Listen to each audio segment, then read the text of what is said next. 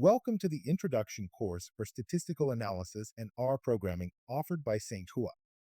We will explore the fundamentals of statistical analysis, a crucial tool for understanding data and making informed decisions in various fields, and applying them using R, a powerful language for statistical computing and data analysis. Statistical analysis is the process of collecting, organizing, analyzing, interpreting, and presenting data.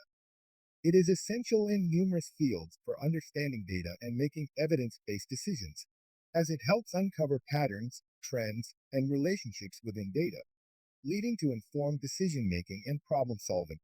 For example, statistical analysis is used in healthcare to analyze patient outcomes, identify disease trends, and evaluate the effectiveness of treatments. In business, it is essential for conducting market research, performing financial analysis, and gaining insights into customer behavior and preferences. Economists use statistical analysis to study economic indicators, evaluate the impact of policies, and make forecasts about future trends. And finally, in the social sciences, statistical analysis helps researchers understand social trends, gauge public opinion, and analyze behavior patterns. Statistical analysis is the process of collecting, organizing, analyzing, interpreting, and presenting data. It is essential in numerous fields for understanding data and making evidence-based decisions, as it helps uncover patterns, trends, and relationships within data, leading to informed decision-making and problem-solving. For example, statistical analysis is used in healthcare to analyze patient outcomes, identify disease trends, and evaluate the effectiveness of treatments. In business, it is essential for conducting market research, performing financial analysis, and gaining insights into customer behavior and preferences. Economists use statistical analysis to study economic indicators, evaluate the impact of policies, and make forecasts about future trends. And finally, in the social sciences, statistical analysis helps researchers understand social trends, gauge public opinion, and analyze behavior patterns. When collecting data, we can choose to collect data from either the entire population or just a sample. A population includes all elements from a set of data, whereas a sample is a subset of the population selected for analysis.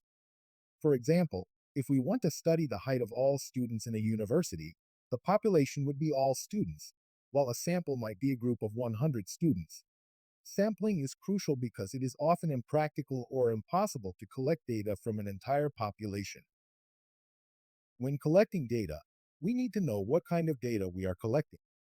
Data can be qualitative, involving descriptive information such as interviews or open-ended survey responses, or quantitative, involving numerical values such as test scores or measurements. Recognizing the type of data you are working with determines the appropriate statistical methods for analysis. Data can also be broadly classified into two categories based on how it's measured: categorical and continuous. Categorical data, like hair color or genre of music, represents distinct groups or classifications. It's like sorting objects. There are clear, separate categories with no values in between. On the other hand, continuous data represents measurable values that can fall anywhere within a range. Imagine measuring height. You can have 5 feet 3 inches, 5 feet 3.1 inches, and so on. There's an infinite number of possibilities within that range. Because of this distinction, categorical data is often visualized with bar charts highlighting group counts, while continuous data shines with histograms that show the distribution of values across the range. After collecting data, we need to analyze data by evaluating certain variables and results. Independent variables are those that are manipulated or categorized to observe their effect on dependent variables, which are the outcomes measured in a study. For instance, in a study examining the effect of study time, which is the independent variable, on test scores, which is the dependent variable, the amount of time spent studying is manipulated to observe changes in test scores. When analyzing data, we can use certain key indicators to evaluate certain results or data. A basic key indicator can be measures of central tendency, which summarizes data by identifying the center point of a group of data points. The mean is the average of all data points, The median is the middle value when data is ordered, and the mode is the most frequently occurring value.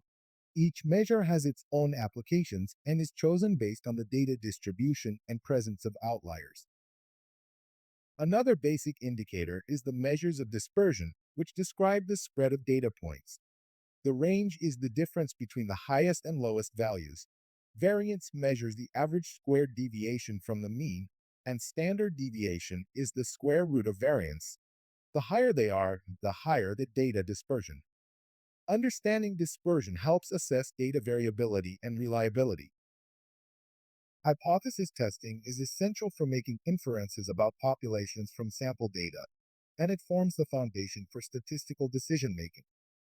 Hypothesis testing involves making an assumption about a population parameter and testing it statistically to determine if it is true. The null hypothesis represents no effect or difference, while the alternative hypothesis indicates the presence of an effect. Type I errors occur when the null hypothesis is incorrectly rejected, known as false positive, and type 2 errors occur when the null hypothesis is not rejected when it should be, also known as a false negative. An example of a type 1 error is as follows. A medical researcher is testing a new drug to see if it is effective in treating a disease. The researcher conducts a clinical trial and finds that the drug is effective. However, the researcher has made a type 1 error since the drug is actually not effective and the results of the clinical trial were due to chance. An example of a type 2 error is as follows. A factory is using a quality control test to inspect its products. The test is not very accurate and the factory does not detect the defect in a product. The product is then shipped to a customer and the customer is injured when the product breaks. The factory has made a type 2 error. Type 1 errors and type 2 errors can have serious consequences. It is important to carefully design and conduct hypothesis tests to minimize the risk of making these errors. Now, with some basic knowledge of how statistical analysis works, it is time to learn how to use R to conduct data analysis. Before embarking in this journey, however, be sure to download RStudio from the pinned comment below. R is a widely used language for statistical computing and data analysis, known for its flexibility and extensive package ecosystem. RStudio enhances the R experience by providing a user-friendly interface with tools for code development, debugging, and visualization. This combination makes R and RStudio a powerful toolset for data analysis and research. In R, we will be dealing with different types of data. R supports several basic data types. Numeric data types represent numbers, both integers and doubles. Character data types handle text strings and always use single or double quotation marks. Logical data types are used for Boolean values, so only true or false. Factor data types are used for categorical data, which can be particularly useful in statistical modeling. In R, you can create variables and store data into them using the assignment operator, denoted by an arrow sign. This operator assigns a value to a variable name you define. For example, the code age arrow 25 creates a variable named age and assigns it the numerical value 25. It can be overwritten with another value by using the assignment operator on the same variable name again. Try creating variables in the console or by creating a new script. Assigning accurate and clear variable names is an essential practice in R programming. It enhances code readability and maintainability, especially when working with complex datasets or collaborative projects. For example, a variable name that stores a person's age will be simply age. Following these conventions ensures your code is clear and understandable not only to you but also to your collaborators or future iterations of yourself. R provides several data structures for organizing data. Vectors are one-dimensional arrays that hold elements of the same type. Matrices are two-dimensional arrays. Lists can hold elements of different types, making them very flexible. Data frames are two-dimensional structures similar to spreadsheets or SQL tables, where each column can hold a different type of data.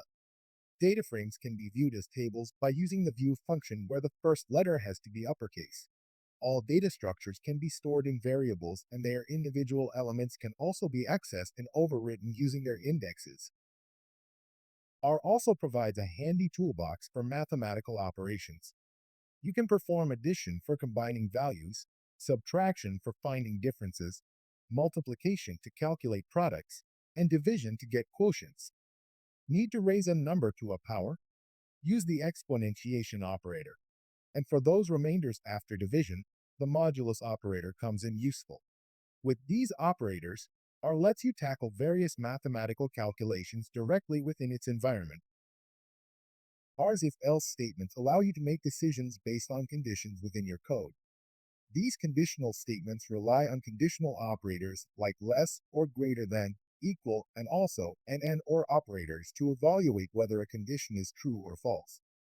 This structure lets you write code that adapts based on different scenarios in your data. Based on the code example in this slide, age, which is 30, is greater than 18, and the smoker variable is false. Therefore, both conditions in the if statement are fulfilled as required by the and operator, and the statement within the first set of curly brackets is run. If any of the conditions were not fulfilled, the statement within the second set of curly brackets would be run instead. For operators, only one of the conditions has to be true. What if you have a block of code you want to run multiple times without copy and pasting the same code? For loops are a powerful tool in R for automating repetitive tasks. They allow you to execute a block of code multiple times, each time with a different value from a specified sequence. The for loop syntax starts with the for keyword followed by a loop variable in parentheses. This variable will take on each value from the specified sequence. The sequence can be a range of numbers created using the colon operator, a vector containing elements, or any list-like structure. The code block enclosed in curly braces is the portion of code that gets executed repeatedly for each value of the loop variable. For loops are particularly useful for iterating over elements in a sequence and performing an action on each element. This can be anything from simply printing the elements to applying a complex function. A while loop in R is another control flow statement that allows you to execute a block of code repeatedly as long as a certain condition is true. It's like an if-then-do statement on repeat, but instead of a fixed number of iterations, it keeps going until the condition is no longer met. While loops are useful when you don't know exactly how many times you need to repeat a task. For instance, imagine guessing a random number between 1 and 100. You wouldn't know how many guesses it'll take, so a while loop with a condition like keep guessing while the guess is not the target number would be perfect. This loop would keep prompting you to guess until you hit the right number. In both for and while loops, break and next statements act as control mechanisms to alter the loop's flow. The break statement, when encountered, immediately terminates the entire loop, exiting the cycle and moving on to the code following the loop. This is useful if a specific condition within the loop triggers the need for early termination. On the other hand, the next statement skips the current iteration of the loop and moves directly to the next one. This allows you to continue looping but selectively bypass specific iterations that don't meet certain criteria. Both break and next statements help you fine-tune loop behavior for more efficient and controlled code execution. R functions are reusable building blocks that enhance code organization and efficiency. You define them using the function keyword, followed by a descriptive name and optional arguments in parentheses. These arguments act like placeholders for values you provide when calling the function. The function's body, enclosed in curly braces, contains the code to be executed. Functions can optionally return values using the return statement, making the results available for further use in your code by storing them into variables. By creating custom functions, you can break down complex tasks into smaller, manageable steps, promoting code readability and maintainability. R also has their own built-in functions by default that you can call right away, such as mean and median. R offers a rich ecosystem of packages that extend its functionalities. To leverage these tools, you'll need to install and load them. By doing so, you get access to functions not previously built into R by default. Installation is typically done using the install packages function, specifying the package name within quotation marks. For example, the first line of code in the slide installs the popular ggplot2 package for advanced data visualization. Once installed, you can load the package using library or require, although library is generally preferred. This makes the package's functions and datasets accessible within your R session. Remember, You only install a package once unless you reinstall due to R updates, but you'll need to load it every time you start a new R session to use its functionalities. By following these steps, you can seamlessly integrate valuable R packages into your data analysis workflow. With that said, we will now explore some very useful packages, starting with DPLYR. Data manipulation is a fundamental step in any data analysis workflow. The DPLYR package in R simplifies this process by offering a user-friendly and consistent set of tools specifically designed for working with tabular data, often referred to as data frames. These data frames resemble spreadsheets with rows and columns, where each column can hold a different data type. DPLYR empowers you to transform and summarize this data efficiently. We will delve deeper into the core functions of DPLYR, including filter for selecting specific rows, select for choosing relevant columns, arrange for reordering data, mutate for creating new columns, and summarize for computing statistics. By mastering these functions, you'll gain the ability to manipulate and clean your data with ease, paving the way for insightful analysis. DPLYR provides two key functions for working with data frames: select and filter. Imagine a data frame containing information like customer ID, name, and age. The select function is like a spotlight, allowing you to focus on specific columns relevant to your analysis. For instance, the first line of code in this slide would create a new data frame containing only the name and age columns from the original data frame DF. This is useful for streamlining your analysis by keeping only the essential variables. On the other hand, the filter function acts like a sieve, helping you subset rows based on certain conditions. Let's say you're interested in customers above 30 years old. The second line of code in this slide would generate a new data frame filtered underscore data containing only rows from the original data frame DF where the age is greater than 30. This allows you to target specific subsets of data for further analysis. By combining select and filter, you can efficiently prepare your data for exploration and modeling. Deplere's arrange and mutate functions are powerful tools for transforming data frames. Arrange lets you reorder rows based on specific columns. Imagine having a data frame listing student names, ages, and exam scores. You can use arrange to sort the data frame by age in descending order. The desk function ensures highest ages appear at the top. Mutate, on the other hand, is designed for creating new columns. Continuing with the student data example, you could use mutate to add a grade column assigning to students with scores 90 or above and not to others. The ifelse function provides conditional logic for creating the grades. By combining arrange and mutate, you can efficiently organize and enrich your data frames, making them ready for further analysis or visualization.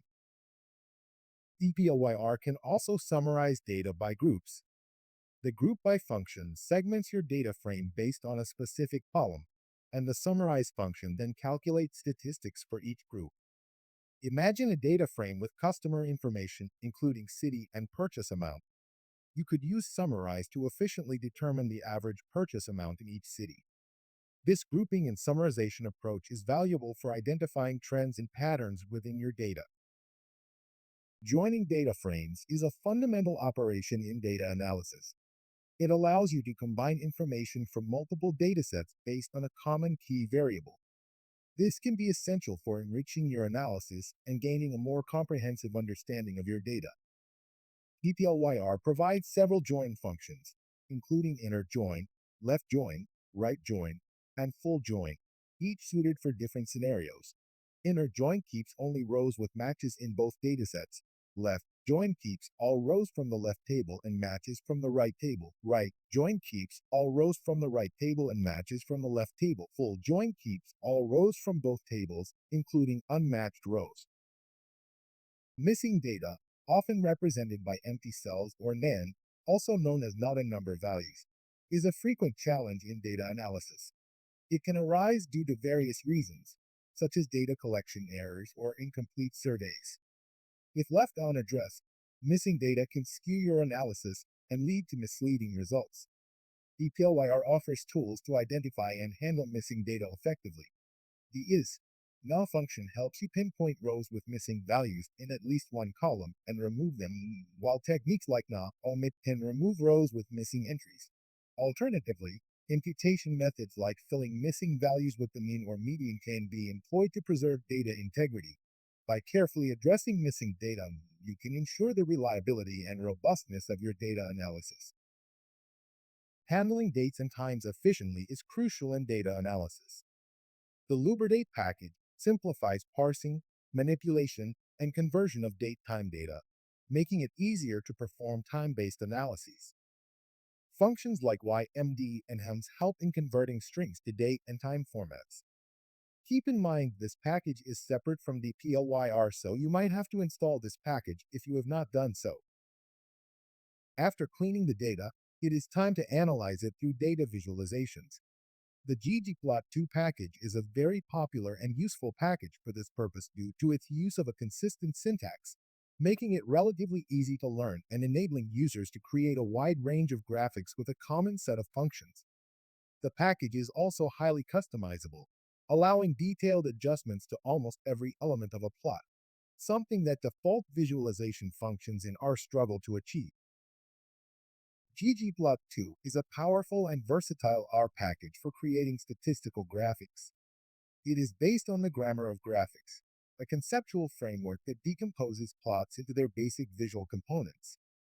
This approach allows you to build complex visualizations in a step-by-step manner, starting with the data and then adding elements like geometric shapes such as points, lines, and bars, aesthetics such as color, size and shape, and scales such as axes and legends. ggplot2's grammar-based philosophy promotes clarity, consistency, and reproducibility in data visualization. By understanding the grammar of graphics, you can create informative and visually appealing plots that effectively communicate your findings to a broad audience. ggplot2 is a popular choice for data visualization in R due to its grammar-based approach, which provides a structured and logical way to think about creating visualizations. Plots in ggplot2 are built layer by layer, making it easy to add or remove elements and to modify the overall design. It also offers a wide range of options for customizing every aspect of a plot, from the data to the aesthetics and scales. A ggplot in R is built layer by layer using the grammar of graphics. Each layer adds a visual element to the plot. Here's a breakdown of the basic structure. The ggplot function is the foundation of the plot. It defines the data frame to be used and the aesthetics mappings that link variables in the data frame to visual elements on the plot, such as the x and y axes. The geom layer adds a specific geometric shape to the plot. Common geom types include geom point for scatter plots, geom bar for bar charts, geom line for line plots, and geom histogram for histograms. Each geom type has its own set of arguments that control its appearance. You can add more layers to modify the plot or add additional visual elements. Some examples are labels to the plot title and axes and facet wraps, which will be explained later. By understanding this modular structure, you can effectively create a wide variety of plots using ggplot2. The combination of these elements allows you to build complex and informative visualizations tailored to your specific data and analysis goals. Now let's go through the different types of geom layers to add. The first we will go through is the bar chart.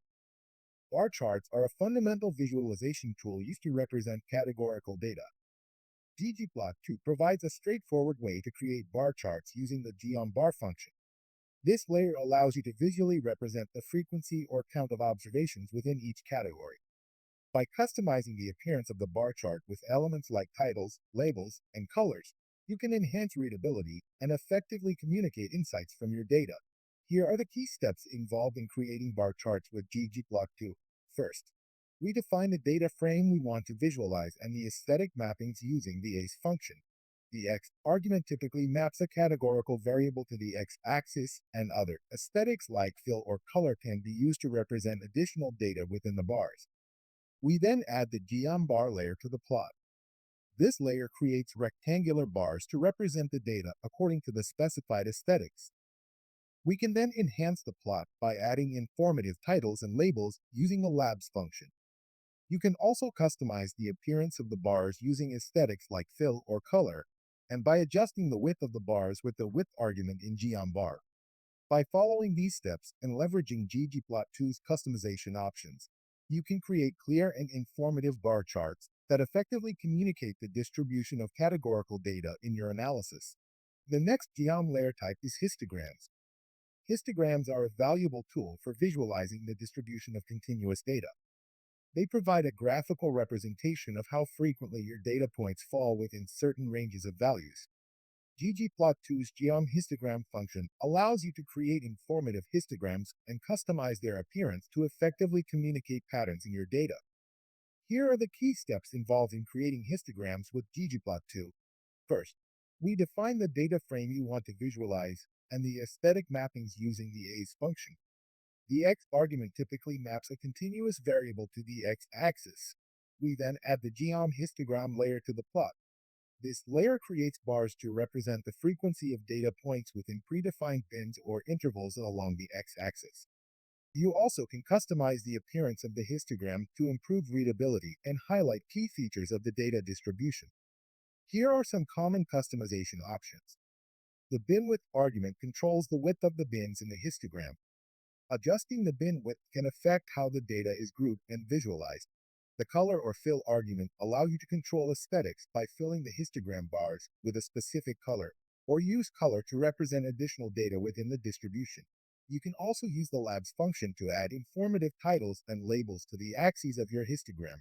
By following these steps and leveraging ggplot2's customization options, you can create clear and informative histograms that effectively reveal the underlying distribution of continuous variables in your data analysis.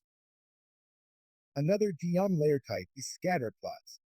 Scatter plots are a cornerstone visualization technique used to explore relationships between two continuous variables.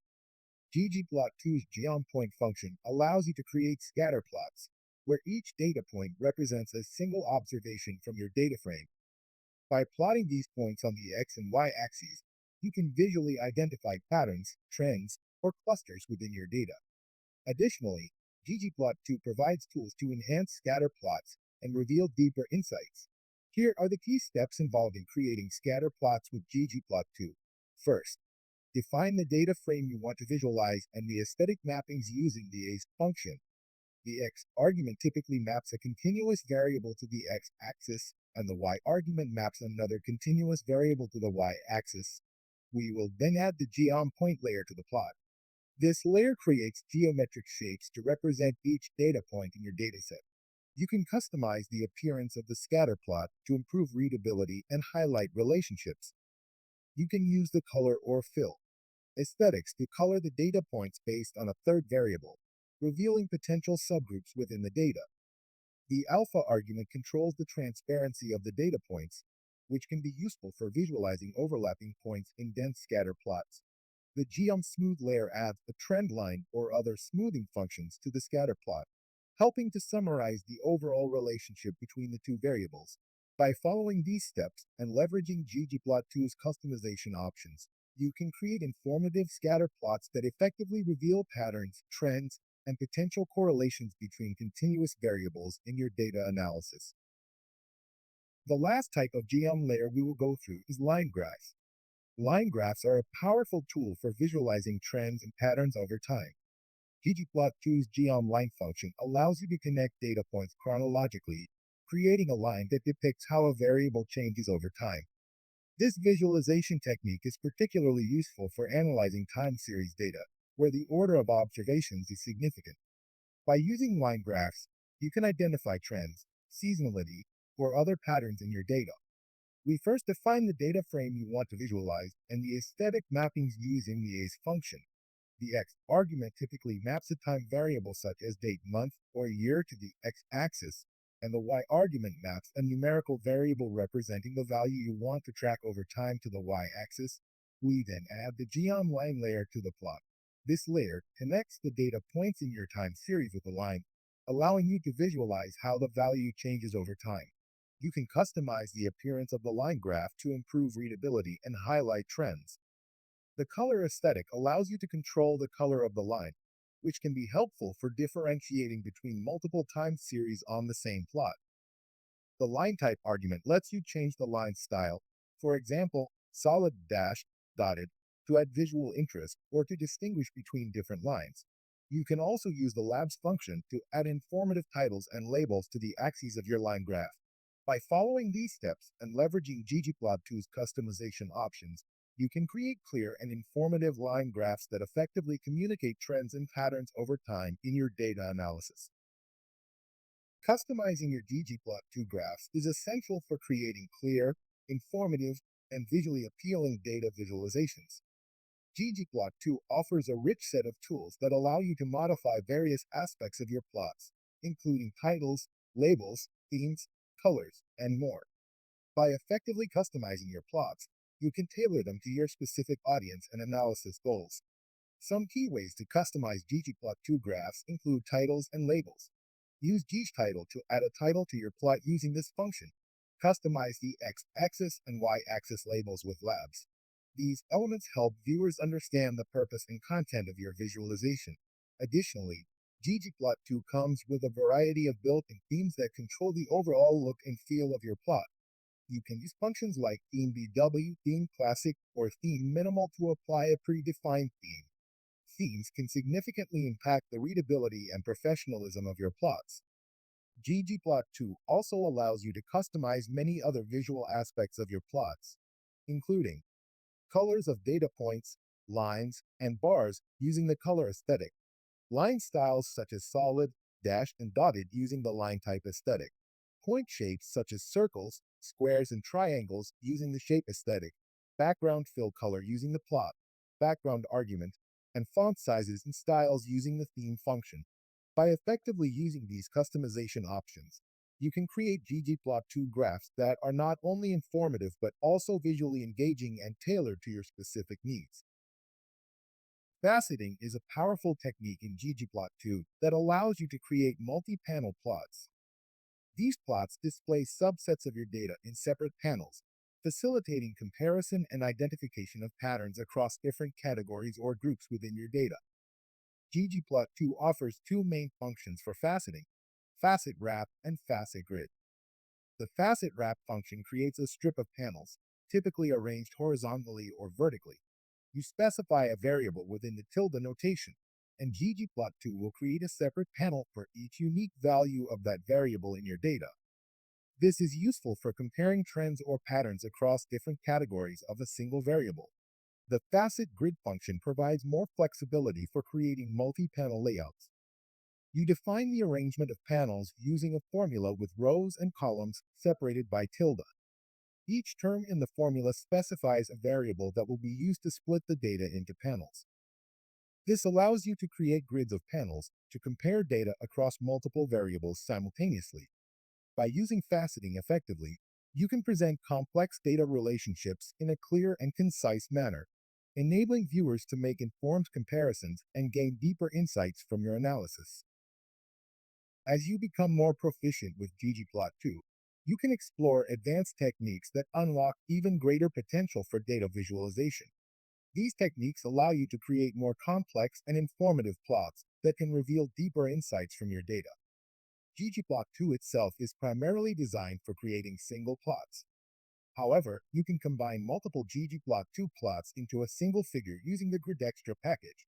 This package provides functions like grid, arrange or grid, layout to arrange your plots in a grid-like layout, allowing you to present multiple visualizations side by side or on top of each other. This can be helpful for comparing different aspects of your data or for telling a more comprehensive visual story.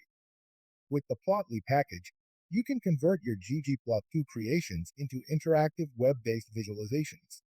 The ggplotly function from Plotly takes a ggplot object as input and transforms it into an interactive plot. These plots allow viewers to zoom, hover over data points, and explore the data in a more dynamic way. This can be a powerful tool for enhancing user engagement and facilitating deeper exploration of your data analysis.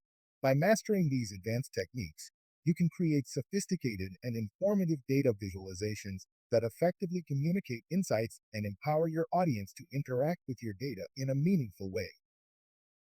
R is a powerful and versatile tool for statistical computing and data visualization.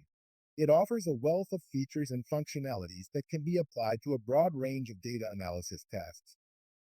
By mastering the basics of ggplot2 and exploring some of R's advanced capabilities, you can create informative and visually compelling graphics that effectively communicate insights from your data. Remember, R is an open source, community driven project. There are vast resources available online, including tutorials, documentation, and user forums. So, as you continue your journey with R, don't hesitate to leverage these resources and explore the extensive capabilities this software has to offer. We hope this presentation provided a helpful introduction to R and ggplot2. Thank you for participating in this course.